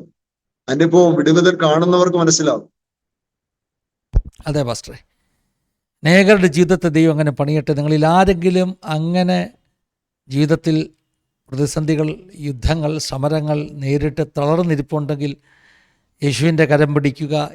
യേശു നിങ്ങളെ ഒരിക്കലും വഴി കളഞ്ഞിട്ട് പോകത്തില്ല, ഒരത്ഭുതമാക്കി മാറ്റും. ജീവിതത്തിൽ മാറ്റം ഉണ്ടാകും. നാളെ ഒരിക്കൽ ആസാദി ചാനലിൽ അല്ലെങ്കിൽ മറ്റെവിടെയെങ്കിലുമൊക്കെ വേദിയിൽ യേശു ജീവിക്കുന്നുവെന്ന് സാക്ഷ്യം പറയാൻ നിങ്ങളെ ഒക്കെ കർത്താവ് ഉപയോഗിക്കും. അതാണ് സാംബാസ്റ്റർ സാക്ഷ്യം നമ്മളെ തെളിയിക്കുന്നത്. അങ്ങനെയുള്ള ഓരോ ചെറുപ്പക്കാരെ പരിശുദ്ധാത്മാവ് ഈ സാക്ഷ്യം കേൾക്കുമ്പോൾ തന്നെ സ്പർശിക്കുവാനിടയായി തീരട്ടെ. ദൈവത്തിൻ്റെ ആത്മാവിൻ്റെ സാന്നിധ്യം. ഞങ്ങൾ ദൈവദാസന്മാർ നിങ്ങളെ തൊടേണ്ട ആവശ്യമൊന്നുമില്ല. ഞങ്ങളൊക്കെ ഒത്തിരി ദൂരെ ഇരുന്നായിരിക്കാം ഇപ്പോൾ ഈ വീഡിയോയിലൂടെ സംസാരിക്കുന്നത്. പക്ഷേ നിങ്ങൾ ഇരിക്കുന്നിടത്ത് കർത്താവിൻ്റെ സാന്നിധ്യം ഇറങ്ങി വന്ന് ചിലരെ തൊടുവാനിടയായി തീരട്ടെ, ചിലർ കർത്താവിൻ്റെ കരത്തിൻ്റെ സ്പർശനം അനുഭവിപ്പാനിടയായി തീരട്ടെ എന്ന് ഞങ്ങൾ പ്രാർത്ഥിക്കുകയാണ്. പ്രിയ സാംബാസ്റ്റർ തന്നെ നമ്മുടെ വ്യൂവേഴ്സിന് വേണ്ടി ചുരുക്കമായിട്ട് പ്രാർത്ഥിക്കാം.